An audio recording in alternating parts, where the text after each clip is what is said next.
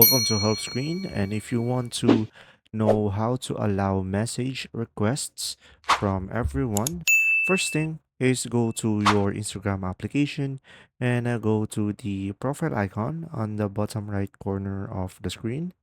Now, from here, you could just simply go ahead and select the three lines on the top right corner.